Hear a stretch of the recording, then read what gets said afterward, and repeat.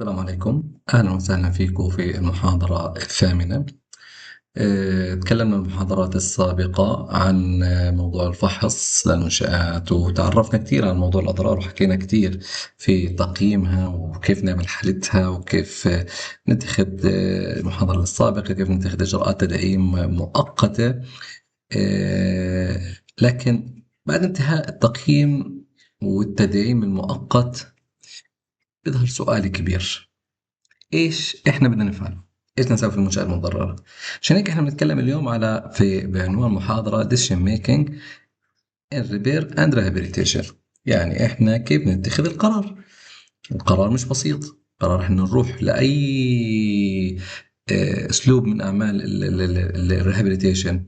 هل فقط ريبير؟ هل فقط مونيتورنج؟ هل فقط سترينثينج؟ هل ديموليشنج؟ لا، فاحنا بدنا نعرف احنا ايش القرار اللي ناخذه بناء عن دراسة وفهم وتحليل.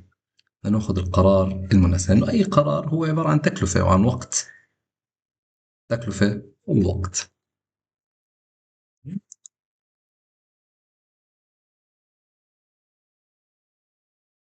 الفكرة الأساسية هنا إنه إحنا نتائج الفحص لا تمثل نهاية العمل، هي مدخل لاتخاذ القرار. هي صار عندك داتا كثيرة وماتيريال كبيرة، أنت بناء عليها بدك تبدأ تاخذ القرار.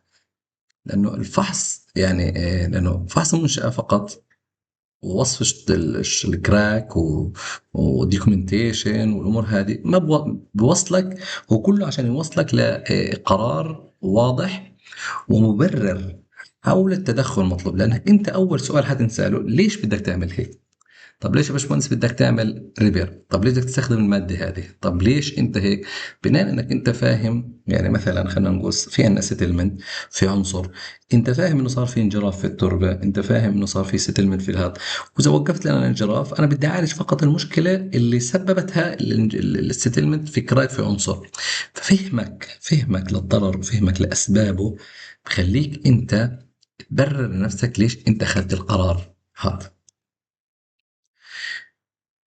إحنا كل كلامنا كان فقط مشاهدات وتقييم وتدخل مؤقت. اليوم إحنا بمحاضرتنا الحالية بدنا ناخذ قرار عشان نطلع المحاضرات السابقة بعد ما أخذنا القرار المناسب.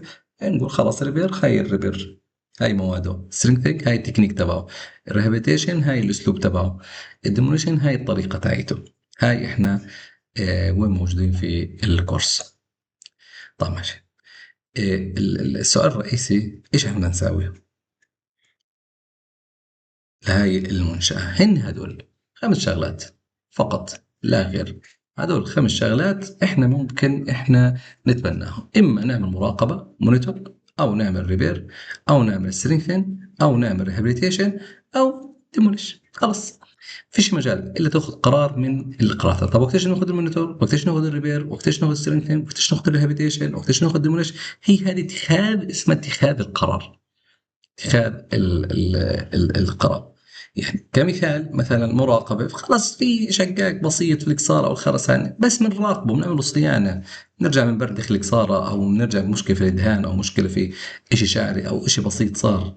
طب الريبير مثلا في أن خلاص صار فينا تعشيش كثير من الحديد الكثير في البي ام سي، في عنا تعشيش، في أن صارت عندنا مش تعشيش، في تسويس مثلا، صار في عندنا المنطقة الحديد الصدى طلع البطون، صار بدنا نعمل ايش؟ نرجع الكفر تبع الكونكريت. لا، السنكرينج هنا في مثلا غير من استخدام المبنى، نرجع ايش؟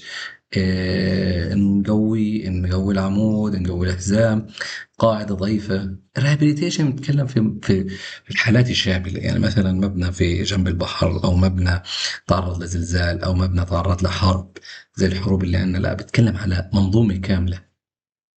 الدمج إنه خلاص العنصر هذا إزالته بناءه من جديد أوفر من إني أنا أعمل له صيانة، فبعمل له إزالة، إما عنصر أو جزء من المبنى والمبنى كله. طيب ماشي، إيش الخطوات؟ إيش مسار اتخاذ؟ قلنا الأوبزرفيشن والتشخيص المناسب، بعدك التقييم بعدك حدد لي اللي هي خلينا نحكي تقييم المخاطر الموجودة.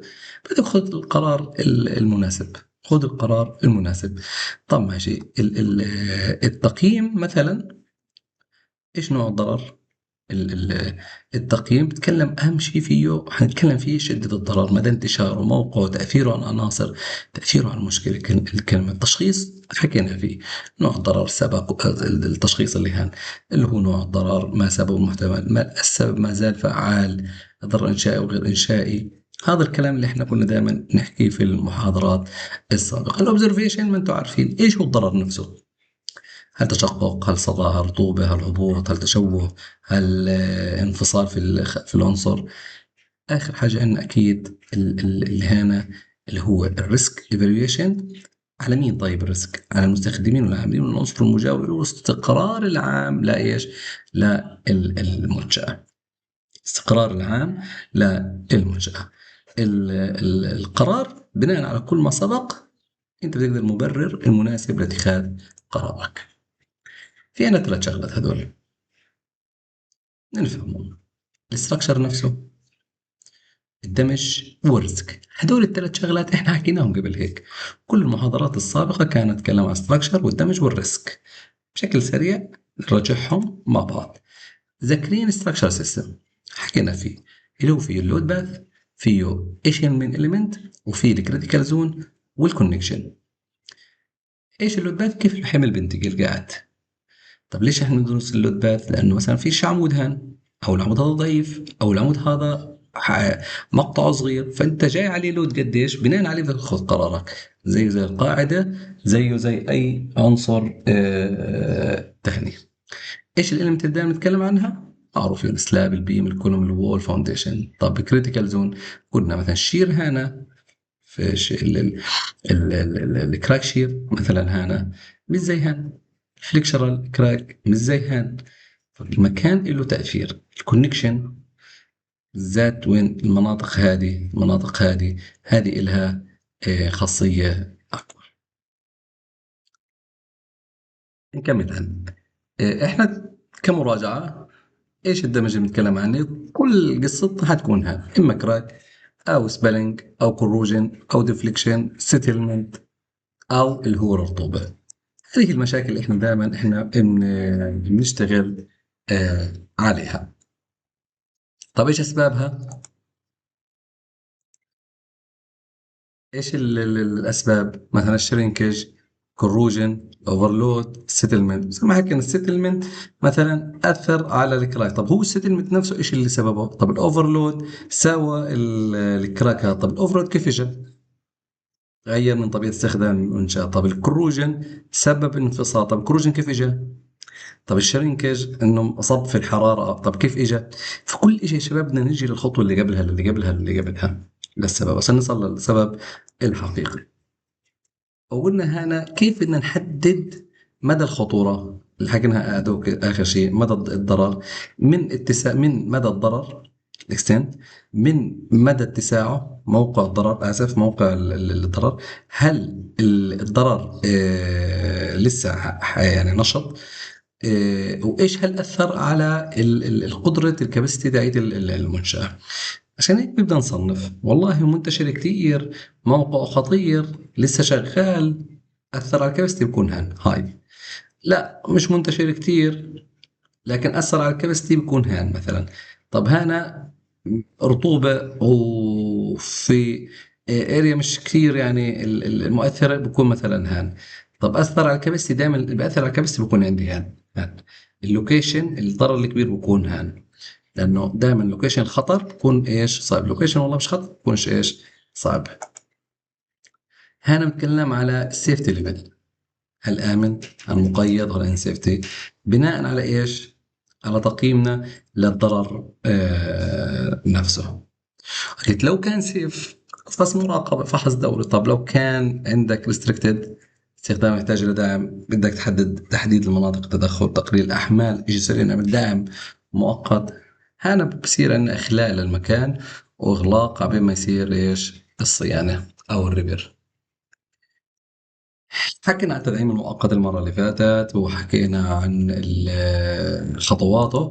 يعني هنا بس نقارنهم بين التدعيم المؤقت وتدعيم التدخل الدائم اللي هو emergency stabilization and permanent intervention. هنطلعوا كيف احنا بس جبنا 4 رجال حديد، دعمناهم مع خشب، لكن ايش احنا عملنا بس يعني خلينا نقول تسكين للمشكلة، تقليل الخطر، منع انهيار، حماية المستخدمين. لكن هنا خلاص لا، هنا كان مبني على نتائج، على تحليل نتائج، تقييم، تصميم، اخترنا المواد الصحيحة، هدفه إيش كان؟ استعادة السلامة، القدرة، قابلية الاستخدام، زودنا العمر تبعه. فلا هذا كان في عنا الشغل تبعنا، هذا مطلوب وهذا مطلوب، هذا الوقت وهذا الوقت. ما بينفع نضلنا بس هيك، لازم إيش ننتقل هيك. خيارات التدخل، هاي خياراتك: إما تعمل مونيتور، ريبير، سترينثن، ريهابيتيشن، ريبليس بارت خلاص بس جزء، بارشل ديموليشن، أو فول ديموليشن اللي هو حكينا عنهم. وقلنا المونيتور مراقبة دون تدخل، الريبير استعادة الحالة وحماية العنصر، السترينثينج قلنا اللي هي زيادة القدرة أو الصلابة أو المطلوبة، الريهابيليتيشن تحسين شامل، وعندنا قلنا البليس بارتس ده جزء مضرر خلاص بس جزء بس على قده، لكن هنا جزئي وهنا كلي.